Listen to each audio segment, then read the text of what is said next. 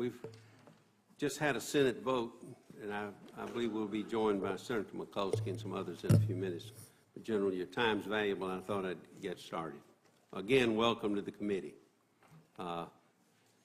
This committee has been very supportive, General Bolden, of NASA and has worked to maintain a healthy funding level for NASA while preserving a balanced and, I believe, a productive space program. NASA's work is exciting, as you well know, inspiring and educational. From the photos of a few galaxies captured by the Hubble Space Telescope to the future of humans traveling to Mars, NASA has captured the imagination of school children and citizens across the globe and inspired generations of scientists and engineers. This country has limited resources, however, which requires us to prioritize our spending. NASA spending is not an exception. The NASA budget proposes a total funding level of $18.5 billion, an increase of $519 million above the 2015 level. Such a significant increase should represent balanced funding for NASA's priorities, perhaps not enough. Instead, there's a sizable growth in programs like commercial crew and space technology, while other programs such as science missions and exploration systems development have significant reductions. The cuts to exploration are especially concerning to the committee. The successful test of the Orion capsule last December showcased NASA's innovative plans for the future. This budget could have been an opportunity, I believe, for NASA to boldly support human exploration after years of budget requests in which I believe it was shortchanged. Instead, NASA's budget cuts funding to Orion and the Space Launch System, or SLS, limited our reach in human exploration. A 20% cut to SLS during its critical phase of development risks important investments that have been made in communities across the country. It also risks the success of the program. The budget makes it impossible, a lot of people believe, for NASA to make efficient and cost-effective decisions for the long-term development of a launch system that is being built to achieve the nation's human exploration goals. And while NASA is good at creating charts and talking about moving human exploration beyond our current capabilities, NASA has yet again failed to propose a budget that can accomplish what the agency claims is one of its top priorities. General Bolden, a lot of us are troubled by the overall priorities included in this budget. Requiring key development programs to operate with insufficient funding is irresponsible. And while the proposed funding level of $18.5 billion is a good start, there is much work to do and it must be done to develop a balanced budget that achieves NASA's core missions and its future goals. I look forward to working with you to address some of these concerns. At this point, I want to recognize Senator Mikulski, the Vice Chair of the committee, full committee. Thank you very much, Mr. Chairman, and Director Bolden, we welcome you. I apologize for being late. We actually had a tremendous victory in the Senate. The Elementary Secondary Education Act passed 21-0 out of the committee. So we were kind of doing a victory lap. Today, I know we're here to examine the NASA budget request of $18.5 billion. It is $5 million more than what was enacted in fiscal 15. As I look at this budget request, I have very deep concerns. I'm concerned that we could be having a threat to the balanced space program that we've all worked together on a bipartisan basis, that we commit yes to human spaceflight. We need a reliable transportation system, both for our astronauts to go where they haven't had a chance to go before and to do important servicing missions. I'm concerned, of course, about what is about to happen to Goddard Space Agency, which I don't think gets a fair shake in this particular appropriations. The Goddard request for science missions is at $3.0 billion. It's $324 million below fiscal 15, and the Goddard is currently operating 35 one-orbit missions.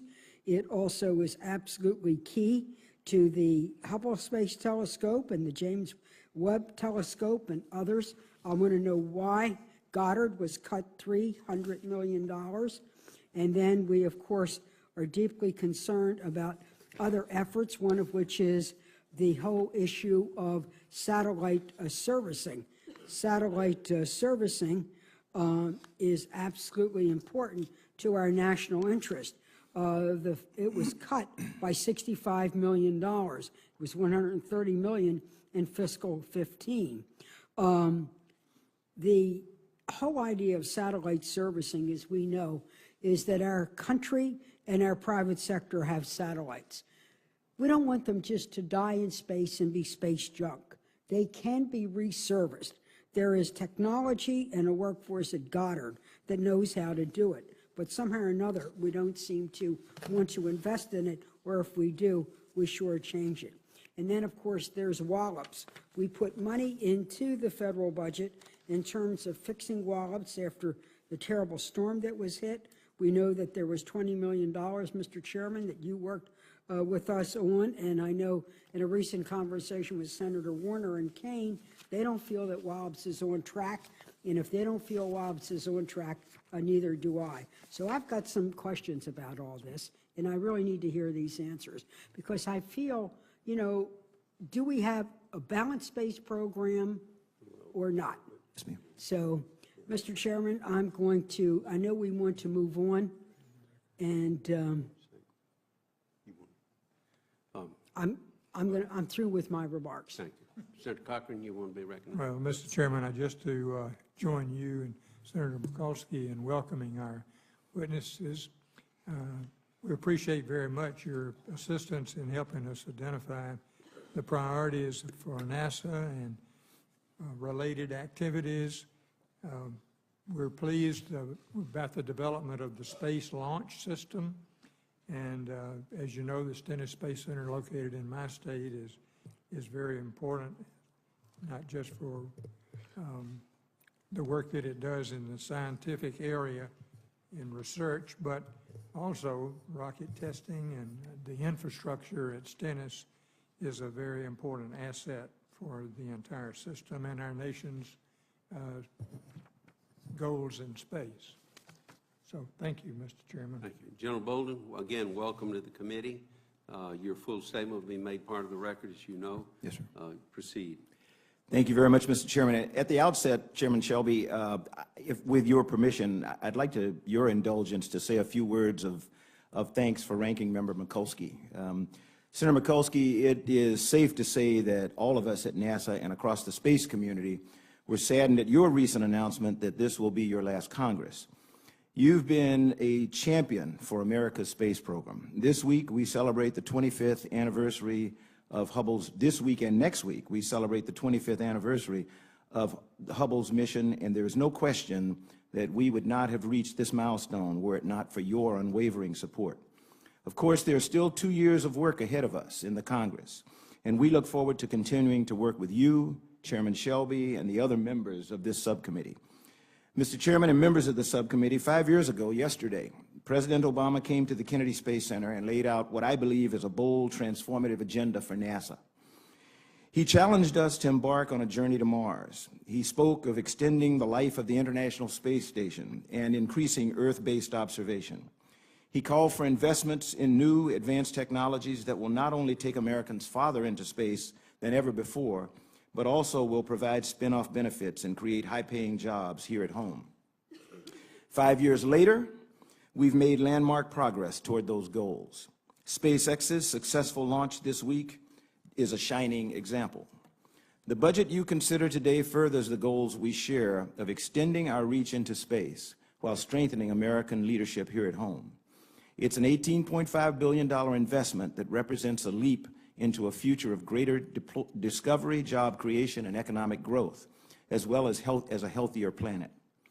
Thanks to the hard work of our NASA team and partners all across America, we've made a lot of progress on our journey to Mars. In fact, we have now progressed farther on this path to sending humans to Mars than at any point in the history of NASA. And this budget will keep us marching forward. The support of this subcommittee and the Congress are essential to this journey. The International Space Station is the critical first step in this work. It's our springboard to the rest of the solar system, and we're committed to extending space station operations to at least 2024. Thanks to the grit, determination, and American ingenuity, we've returned ISS cargo resupply missions to the United States, insourcing these jobs and creating new private market in low Earth orbit.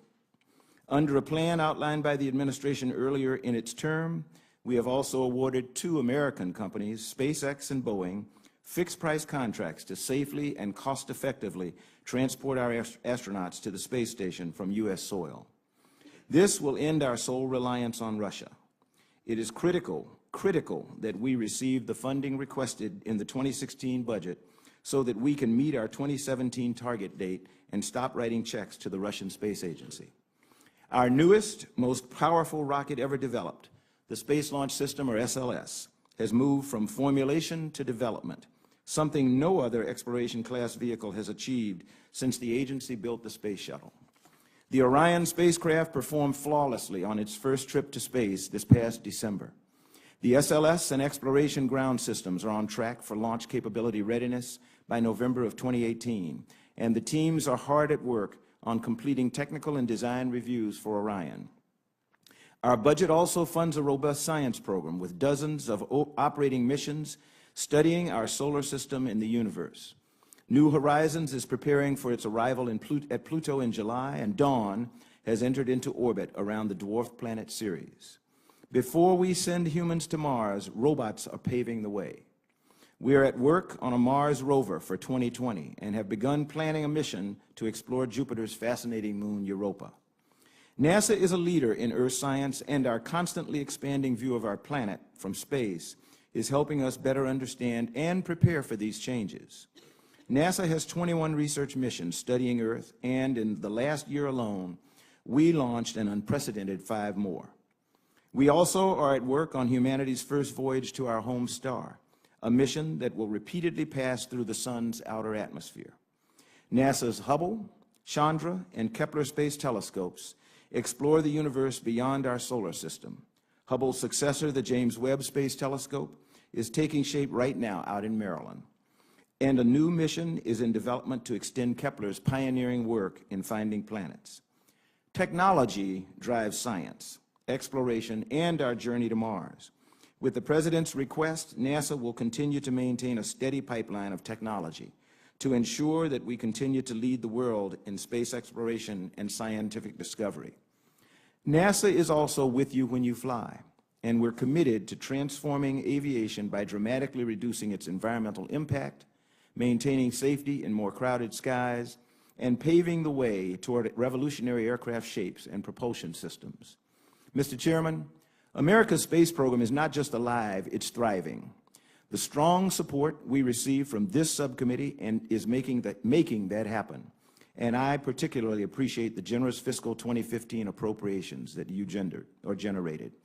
As the President said at the Kennedy Space Center, and I quote, "For pennies on the dollar, the space program has improved our lives, advanced our society, strengthened our economy, and inspired generations of Americans," unquote. NASA looks forward to working with the Congress to continue making this vision a reality. I would now be pleased to respond to your questions. Thank you, General Bolden. The Government Accountability Office found that NASA's cost estimates for the SLS and Orion projects do not extend beyond the first flight for the combined system, and the 2016 budget before us bears this out. GAO states that NASA's budget estimates do not include production costs for the second test flight scheduled for 2021, the development costs for upper stage development for SLS, or production operations and sustainment costs for Orion beyond the first test flight. GAO further states that NASA has continued to request funding that does not meet requirements. In the case of SLS, I cannot agree more with GAO's assessment of NASA's inadequate funding proposal. My question, General, is this. Considering NASA will have to conduct multiple test flights for SLS, which require additional development and promote production, why does the 16 budget only account for the first test launch of SLS? Mr. Chairman, the 16 budget supports what we project in the budget horizon as required over the next 5 years to get us to a program, a sustained program of deep space exploration using SLS and Orion. And I would, you mentioned, or I think you mentioned about charts and graphs, and we're not about charts and graphs. We are talking about hardware. The barrel for the engine section of SLS was welded together at Michoud Assembly Facility, and other hydrogen and oxygen tanks are being done. We launched Orion in December. We hot fire tested the RS-25 engines down in Mississippi at Stennis, as Senator Cochran has said. We fired the next milestone test on the 5-segment solid rocket boosters. So I would say that our budget, as we have run it out, has us on the path that we think is necessary to get humans back to deep space and then on to Mars. In the detailed portion of the 16 budget for SLS, NASA only proposes development funds, as I understand it, through 2018 for an upper stage engine with no funding beyond that date. There's a known need to develop a human-rated upper stage engine for the second test flight. The upper stage, it's my understanding, is on the critical path for the second test flight of SLS in 2021. Yet, it's my understanding that there's no mention beyond preliminary planning for an upper stage required for a mission that is expected to launch, say, 6 years hence. The question is this: why are no funds identified for the anticipated development for an upper stage when that development must be worked on in earnest during 16? Mr. Chairman, in prioritizing the work that we need to do over this next budget horizon, we recognize that an exploration upper stage is something that will be necessary. You are absolutely correct in that if we had unlimited funds, we would begin development of the exploration upper stage today. But we are given a budget that is no longer flat. I will say it is. People used to say flat was the new up, but the new up is starting to look like you're going to let us work inflation in. So it's no longer flat. But I think the budget that we submitted presents a balanced portfolio of missions for the agency that show us on a timeline to get to Mars in the 2030s. I'm on my last area that I'll get into momentarily is the International Space Station. When we discussed the budget here last year, I asked about our relationship with the Russians in regard to the space station and what would happen if they were to end the partnership. At that time, you said, and I'll quote, "Should we or the Russians choose to pull out, the International Space Station, as we know it, no longer exists." Those were your words, General. The Russians have indicated that their intent is to separate their portion of the station in 2024. We know that's down the road, which essentially gives the facility an expiration date. My question is this: has Russia formally notified you that this is their intent to separate their portion of the space station in 2024? Quite the contrary, Mr. Chairman. In my meetings with my counterpart, Mr. Komarov, in Baikonur on the periphery of Scott Kelly's launch about 3 weeks ago, I think he made I wouldn't call it a startling announcement, but he made a very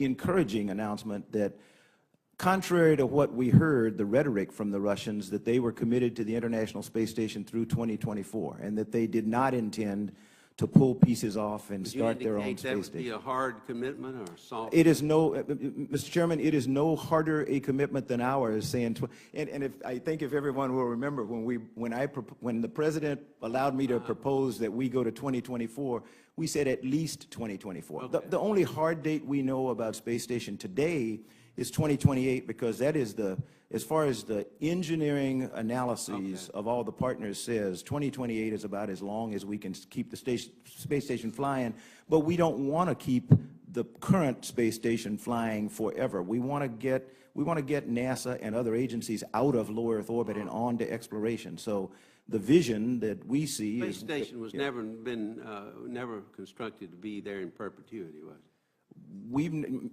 Mr. Chairman, that is absolutely correct. We have never built anything intended to be there in perpetuity. I'm smiling at Senator Mikulski.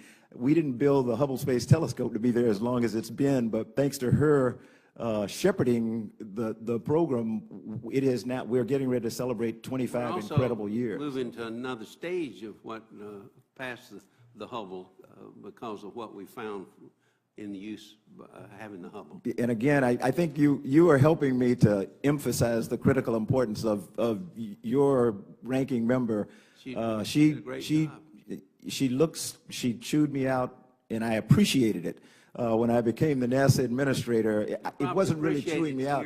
She told me she wanted me to straighten out the James Webb Space Telescope, and we re-looked at the program. I came in and I went to the president. I came to Senator Mikulski. I said, you know, we are not going to make it, and we need to redo this program. And we're now on schedule, on cost to launch the James Webb Space Telescope in 2018, and that's primarily because of the work and the encouragement of Senator Mikulski. Thank you. What's the level of commitment from some of our other international partners to operate the space station beyond 2020?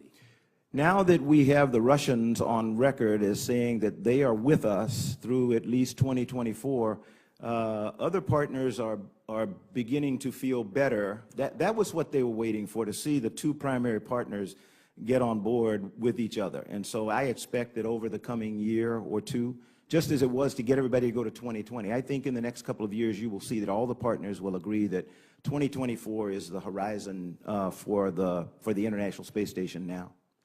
Is it even possible to operate, as you know it, the space station without the Russian segments, should we choose to operate the station on our own? Yes, sir. Okay. Senator Mikulski. Thank you, Mr. Chairman.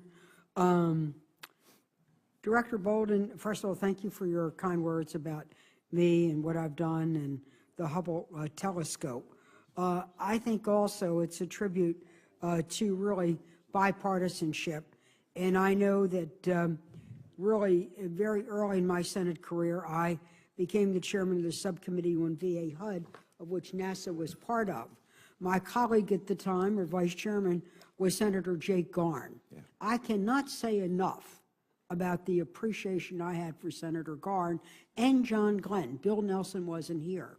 And it showed how the astronaut senators and I, with Goddard Space Agency, really worked on the whole idea of a balanced space program. But what we did initially to fix Hubble was because we worked on a bipartisan basis, and the efforts of Senator Garn, and then with Senator Glenn, we had the credibility. Though I had the gavel, they had the credibility, and then NASA had the know-how. And that's really kind of the spirit of the way it is, and I wanted to just acknowledge the role that others have played, and we've kept that kid Bond, Senator Shelby. And now as we also look, and you comment on the new horizons, yes, the press is reporting, as is JPL, that we are really now pretty close to that Pluto thing, and that by all accounts and reports, technological reports, we are absolutely on target for its arrival at Pluto on target. But you know, I want to be sure that our best days aren't behind us, and we're committed to a balanced space program. The human space flight, a reliable transportation system for our astronauts to go where they haven't, and also to do the kind of servicing that will be necessary, and along with space science. So then, of course, you know I'm going to ask you about Goddard. And when I saw the president's budget, in which Goddard was funded at $324 million below fiscal 15, when they have 32 on-orbit missions, when they make sure that we're getting that Hubble is targeted and so on, and maximizing its use at its current age and stage, and then managing the satellite construction for two of the major NOAA projects, along with the James Webb. They've got a full plate, and yet you cut them $300 million. Now, can you tell me, number one, why, and what is the consequence of that, and what is the consequences of that? I am very apprehensive that they're doing all this great work, and they've been cut roughly 10%. Senator, our projection for this year, for this fiscal year, is at the end of the year, because we don't formalize some projects until we're well into the fiscal year. But as a result of that, our estimate is that the Goddard Space Flight Center will end up with about $2.6 billion, their portion of the NASA budget.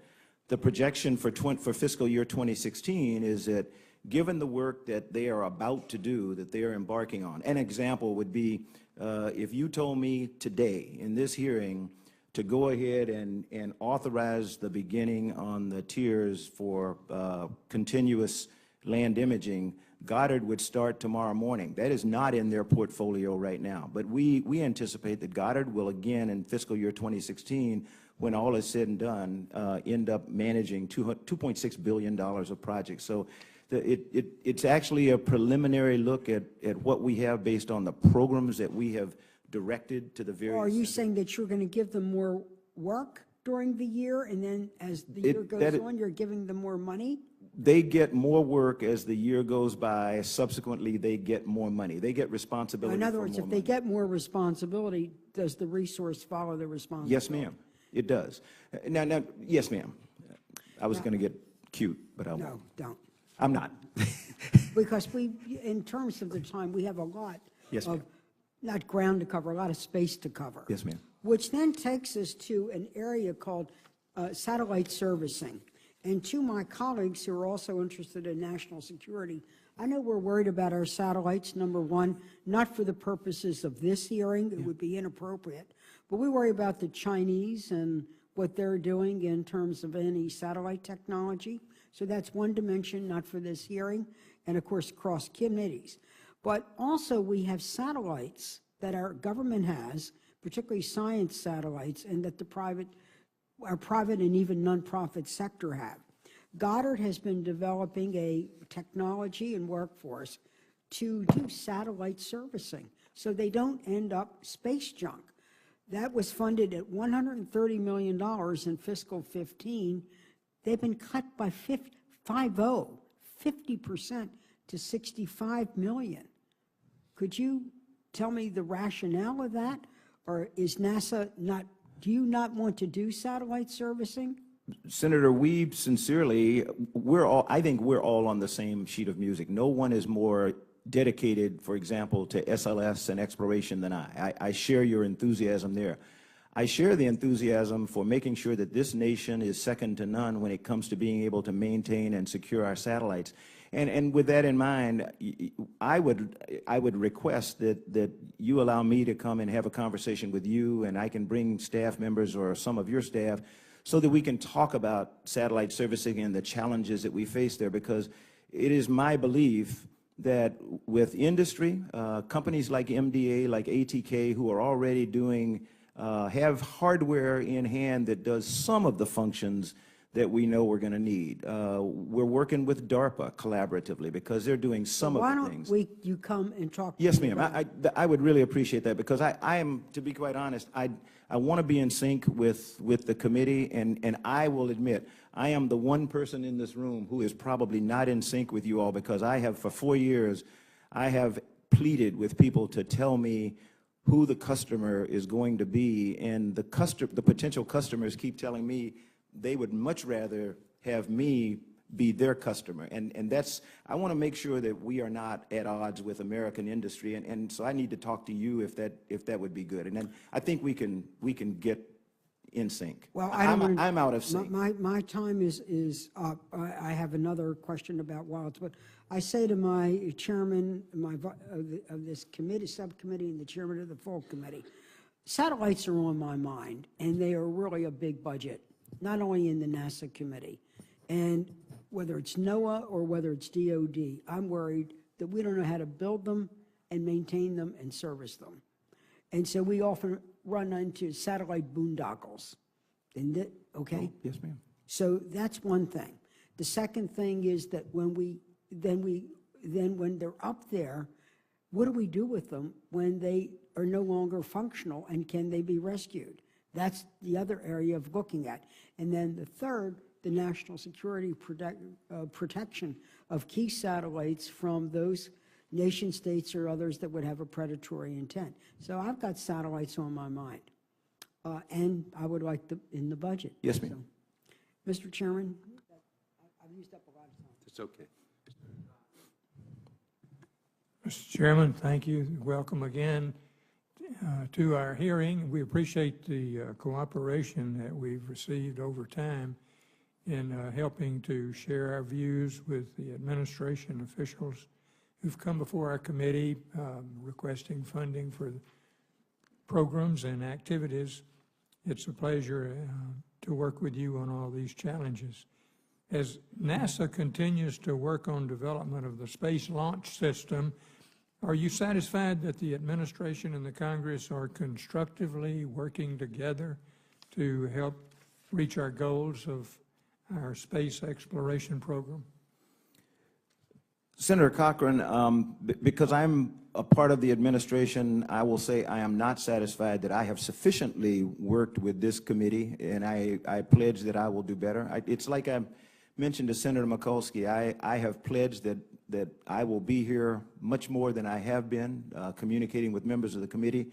I am pleading for the Senate to confirm Dr. David Newman as my deputy because I need the help.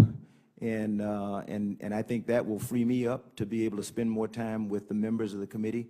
But I think, as I said in my opening statement, together the administration and this Congress have done an incredible job over the last 5 years. And I really want the members of the committee to take credit for what you have done, to be quite honest. And I'm not sure that it's like trying to get the administration to take credit. It seems like we're in the middle.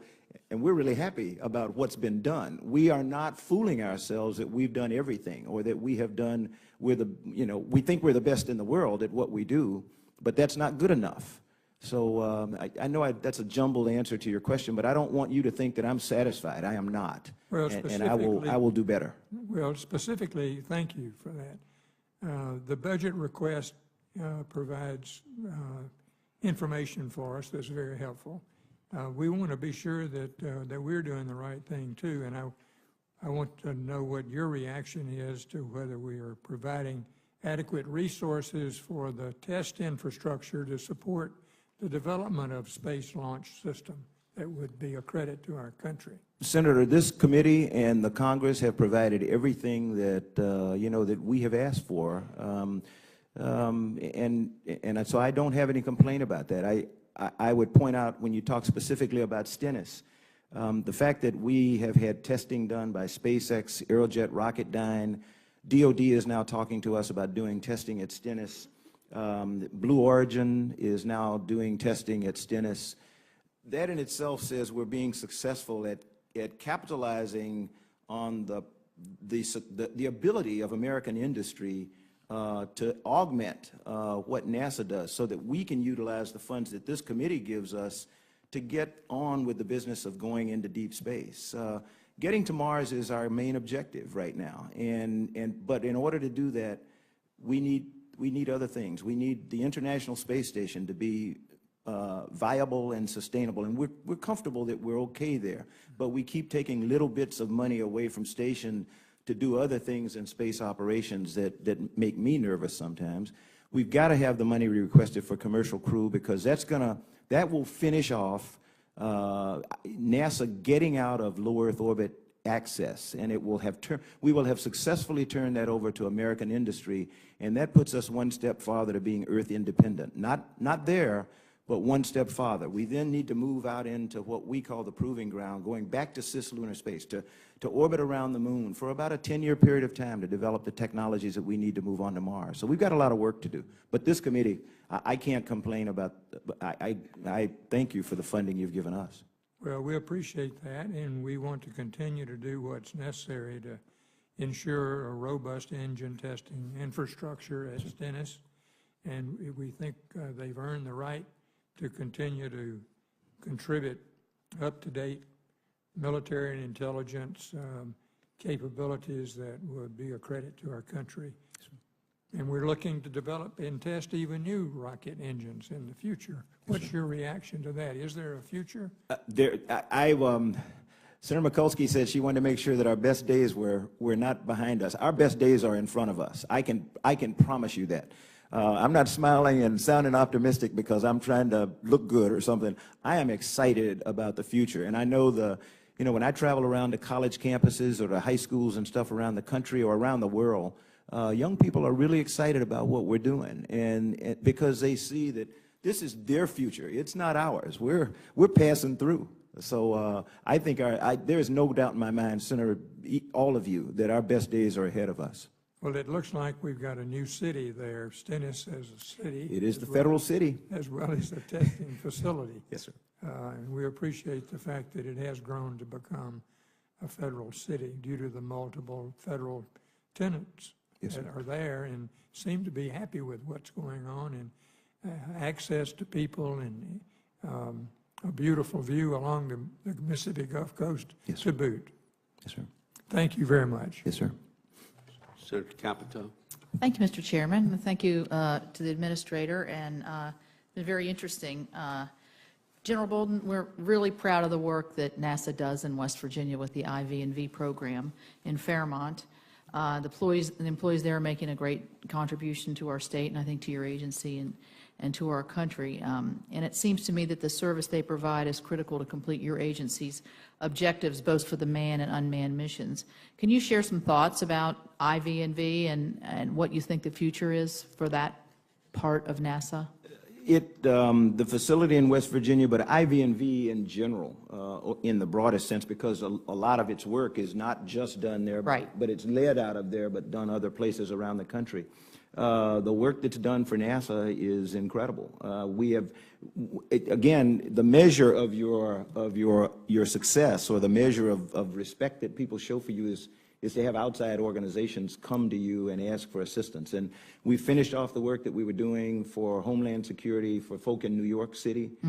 So there have been other outside organizations that have asked for the help that IV&V has been able to provide for them. So they provide a very necessary capability to this agency. Well, thank you. They also, in their program, as you probably know, are inspiring student and educators in West Virginia, have over 100 educator workshops that they participated in and have had a good impact. One of my areas that I'm interested in, and because I'm the co-chair of the recently formed Diversifying Technology Caucus, we all have a caucus and a different name. I'm a science major myself, there's a great concern, and I share this concern, that a lot of and you spoke about young people, a lot of the STEM education is not as diversified, both by females and minorities. What does NASA look like? You've got a lot of science majors over there. What would you say your I mean, I know you probably don't have this at the tip of your finger, but I'm just curious, do you have it? Unfortunately, I have it at the tip of my finger because I'm not happy. Okay, good. I mean, we at NASA feel that we should be the model for every other agency in the federal government. And as I said before, we've been the best place to work in government for the past 3 years based on the Employee Viewpoint Survey. But we are worried, I'm worried about the inability to retain women and minorities in senior levels of leadership in the STEM fields. We have the Deputy Associate Administrator, my Chief Scientist, Center Director Ellen Ochoa, I've got astronaut Katie Coleman, I've got people all over trying to figure out what we're not doing right. We are probably better than most other federal agencies, but that's not satisfactory. So if you have the figures, just interestingly, since you mentioned what I want to, I will get that. Let me get it to you, sure, so that I don't guess. But I can tell you the mix of women in the STEM field marries what it is in society, and that's why I say that's unacceptable. It is unacceptable because we have 51% women in the population. And we're in the low teens of percentage of women in STEM. Now that doesn't say 51% of women of the STEM workforce ought to be women, but it ought to be better than 13 or whatever it is. Right. I mean, I would suggest, and I think the IV&V program has done this by doing educator outreach.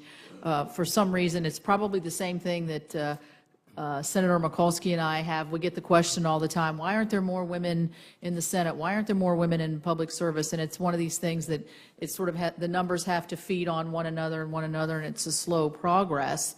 And so I think by starting in, the early, K through, or elementary, K through 3, you really do have to start there, because when you see what's coming at our young people in terms of how they can, get a lot of knowledge from their phones and everything else, their minds are forming, I think, earlier on what direction they want to go. So I would love to partner with NASA in this endeavor on diversifying technology. I think it's a natural spot, and since we have a good presence in Fairmont, that might be a good jumping off place for some kind of pilot programs to be able to inspire our young women and more minorities to join this exciting field that can be very, very lucrative at the same time and very stable.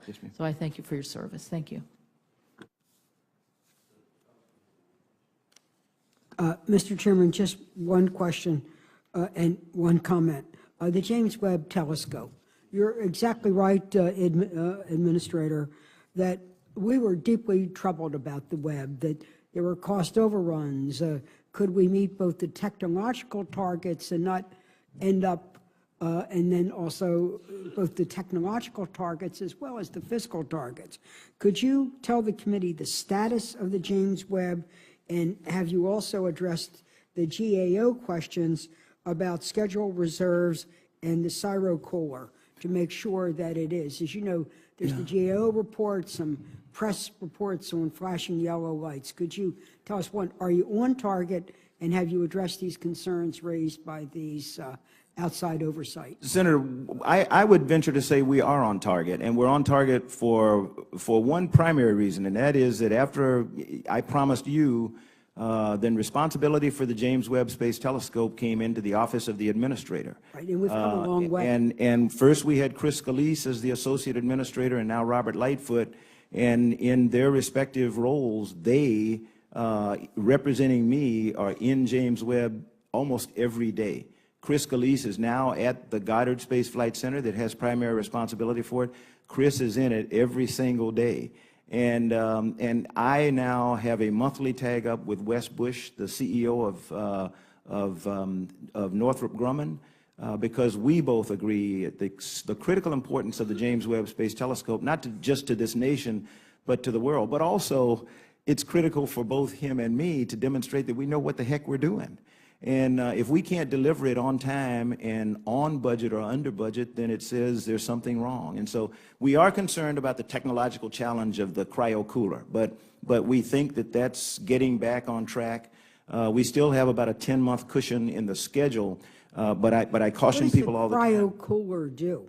It is actually what enables the telescope to go down to almost absolute zero. It takes it to, oh, geez. It doesn't matter what it takes it to. Cool. It takes it to really cold because it's going to operate 1,000,000 miles away from Earth, and it is an infrared imaging telescope. The reason it is so phenomenal and that it's going to dwarf the capability of Hubble is because although it only operates in the infrared range, keeping it as cold as we do, it is going to be able to look into the atmosphere of distant planets around the billions of distant stars, some that are not even in our own galaxy. So that's what's going to make it really, really good. It would still be phenomenal without it, but that's not what we advertise. Well, so we've got to get it right. Presuming that this actually happens, do you believe that the completion and successful launch and operation of the James Webb will secure America's preeminence in astronomy for the next 30 or 40 years?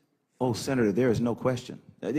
Nobody, I tell people, now that we're on the Hubble anniversary, I tell people about our crew before we launched on the deploy mission. We absolutely knew that Hubble was going to do something great. We had no clue. And if anybody had asked us if it was going to have taken its place in the pantheon of great scientific instruments, we didn't know that. We are very confident that James Webb will further revolutionize the fields of planetary science, astrophysics. We will know more about this universe as a result of James Webb after 2018 than anybody ever imagined. Well, I'm glad I went into orbit. Oh, you and me both. Thank you very much. Thank you, Senator Mikulski. I think Senator Mikulski knew it. she knew what the potential was. She wouldn't have pushed so long and so hard and successfully. And we should always be grateful to her. She must be kin to her cousin Copernicus, you know, in looking out and looking ahead some way. General, I have a couple of more questions. Yes, sir. I can lead into them. NASA entered into, it's my understanding, 2 milestone-based contracts worth up to $6.8 billion in September this last year to finish the development and testing of crewed vehicles. Aside from 5 milestones that NASA required, the contractors were able to add milestones and timelines of their own, with payment only given when a milestone is achieved. NASA has already publicly stated that a significant number of the milestones are being altered. In other words, they have not met them, some with delays of 6 months or more. A lot of us are concerned by the potentially large number of changes and delays as so soon in the program. My question is this. The committee has seen the first quarter report on the commercial crew program. Who asked for the changes to the milestones, and how will altering of milestone schedules delay the expected date for taking our astronauts to the space station? Mr. Chairman, I will get you specific answers for the record, but I will tell you how it works. Okay. Frequently, we ask for the slip in the milestone because we don't have the money to pay it. That is why it is critically important. We now have 2 contracts. So we are contractually obligated to Boeing and SpaceX to pay them up to $6.8 billion for commercial crew provision. We have guaranteed them 2 missions each, minimum, and up to 6. You want to meet those obligations. I want to meet those obligations, and the only way for me to meet them is to their obligations. Oh, they will meet their obligations. Right? I don't, Mr. Chairman, I don't have any doubt. I have utmost confidence in both Boeing and SpaceX that they will meet their obligations if we meet ours to pay the bill. You know, that's our obligation is to provide oversight and insight and make sure that we know what they've got to do to provide us a safe vehicle, but I've got to have the money to pay them. Will you get this information for the committee to evaluate? I will. I will. My last question has to do with the Russian seat solicitation. The commercial crew program is intended, it's my understanding, to replace our reliance on the Russians for transport to and from the space station as early as 2017. NASA has put a solicitation out, it's my understanding, to purchase 6 more seats on Russian vehicles at a time when seats on the commercial crew vehicles should be available. I said should. Yes, sir. They would. Yes, sir. It appears NASA is already purchasing its own insurance policy in case the crew providers are not ready. I don't know that. The current cost of a seat from the Russians, I understand, is about $76 million and will likely be even more for those additional seats.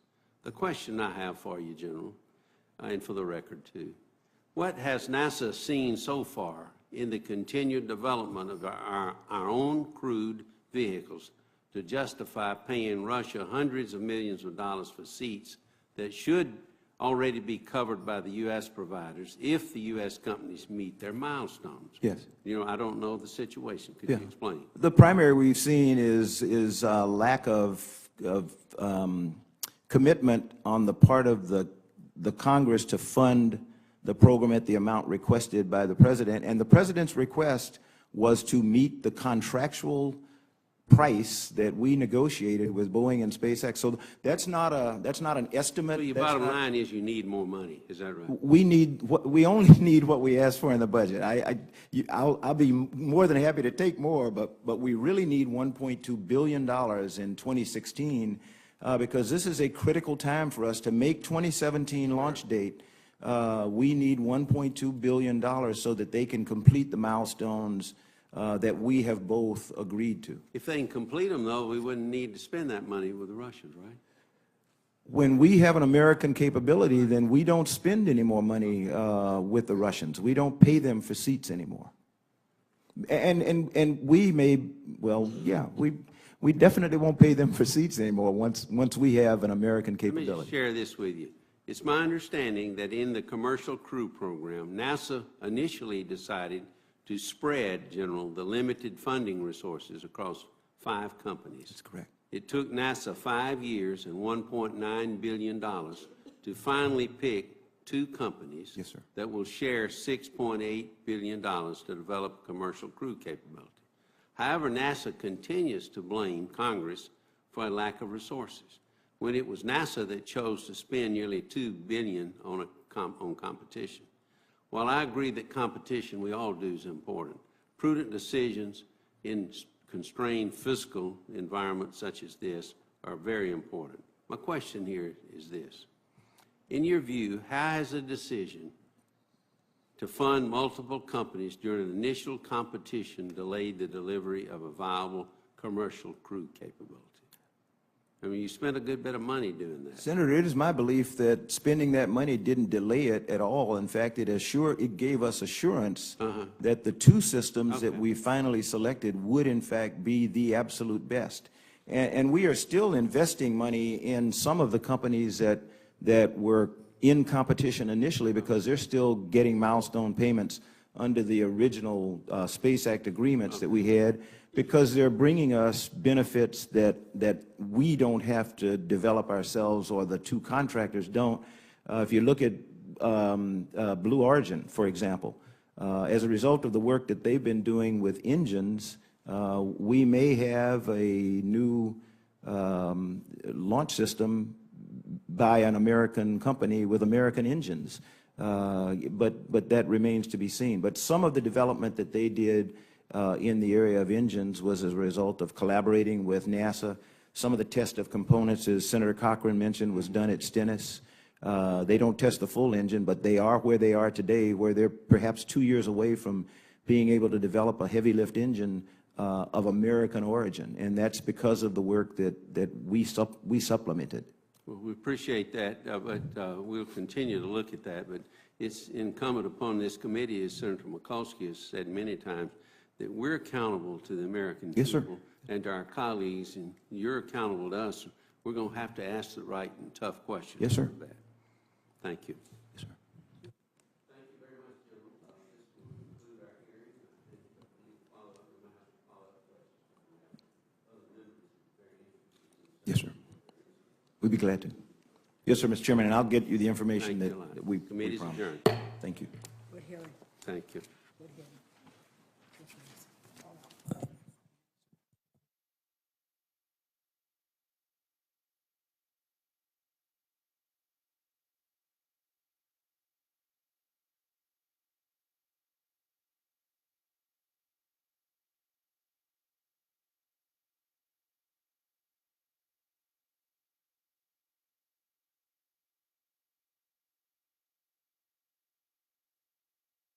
Reductions. The cuts to exploration are especially concerning to the committee. The successful test of the Orion capsule last December showcased NASA's innovative plans for the future. This budget could have been an opportunity, I believe, for NASA to boldly support human exploration after years of budget requests in which I believe it was shortchanged. Instead, NASA's budget cuts funding to Orion and the Space Launch System, or SLS, limited our reach in human exploration. A 20% cut to SLS during its critical phase of development risks important investments that have been made in communities across the country. It also risks the success of the program. The budget makes it impossible, a lot of people believe, for NASA to make efficient and cost-effective decisions for the long-term development of a launch system that is being built to achieve the nation's human exploration goals.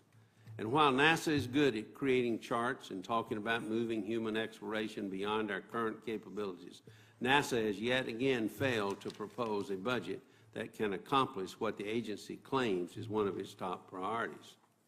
General Bolden, a lot of us are troubled by the overall priorities included in this budget. Requiring key development programs to operate with insufficient funding is irresponsible. And while the proposed funding level of $18.5 billion is a good start, there is much work to do and it must be done to develop a balanced budget that achieves NASA's core missions and its future goals. I look forward to working with you to address some of these concerns. At this point, I want to recognize Senator Mikulski, the Vice Chair of the committee. full committee. Thank you very much, Mr. Chairman, and Director Bolden, we welcome you. I apologize for being late. We actually had a tremendous victory in the Senate. The Elementary Secondary Education Act passed. To say a few words of thanks for Ranking Member Mikulski.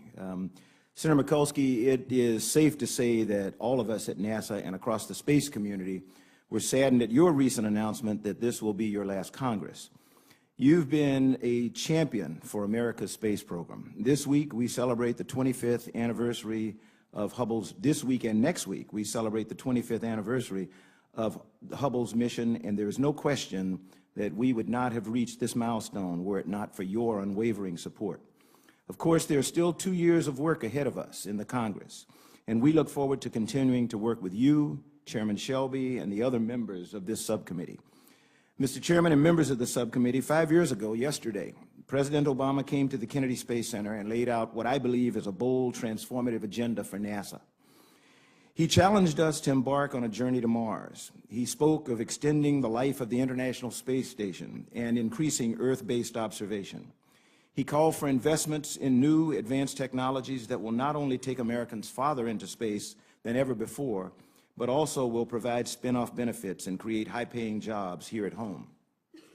5 years later, we've made landmark progress toward those goals. SpaceX's successful launch this week is a shining example. The budget you consider today furthers the goals we share of extending our reach into space while strengthening American leadership here at home. It's an $18.5 billion investment that represents a leap into a future of greater discovery, job creation, and economic growth, as well as a healthier planet. Thanks to the hard work of our NASA team and partners all across America, we've made a lot of progress on our journey to Mars. In fact, we have now progressed farther on this path to sending humans to Mars than at any point in the history of NASA. And this budget will keep us marching forward. The support of this subcommittee and the Congress are essential to this journey. The International Space Station is the critical first step. Be space junk. They can be resurfaced. There is technology and a workforce at Goddard that knows how to do it. But somehow or another, we don't seem to want to invest in it, or if we do, we shortchange it. And then, of course, there's Wallops. We put money into the federal budget in terms of fixing Wallops after the terrible storm that was hit. We know that there was $20 million, Mr. Chairman, that you worked with us on, and I know in a recent conversation with Senator Warner and Kane, they don't feel that Wallops is on track, and if they don't feel Wallops is on track, neither do I. So I've got some questions about all this, and I really need to hear these answers, because I feel, you know, do we have a balanced space program or not? Yes, ma'am. So, Mr. Chairman, I'm going to, I know we want to move on, and I'm through with my remarks. Thank you. Senator Cochran, you want to be recognized? Well, Mr. Chairman, I just to join you and Senator Mikulski in welcoming our witnesses. We appreciate very much your assistance in helping us identify the priorities for NASA and related activities. We're pleased about the development of the Space Launch System. And as you know, the Stennis Space Center located in my state is very important, not just for the work that it does in the scientific area in research, but also rocket testing, and the infrastructure at Stennis is a very important asset for the entire system and our nation's goals in space. So thank you, Mr. Chairman. Thank you. General Bolden, again, welcome to the committee. Your full statement will be made part of the record, as you know. Yes, sir. Proceed. Thank you very much, Mr. Chairman. At the outset, Chairman Shelby, with your permission, I'd like your indulgence.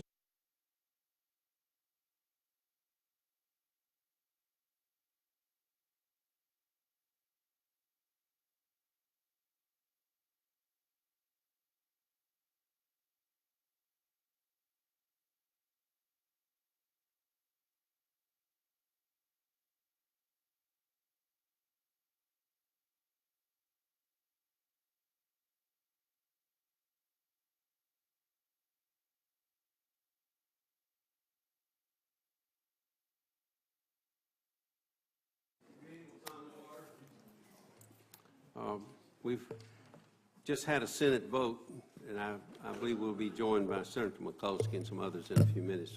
But General, your time's valuable, and I thought I'd get started. Again, welcome to the committee. This committee has been very supportive, General Bolden, of NASA and has worked to maintain a healthy funding level for NASA while preserving a balanced and, I believe, a productive space program.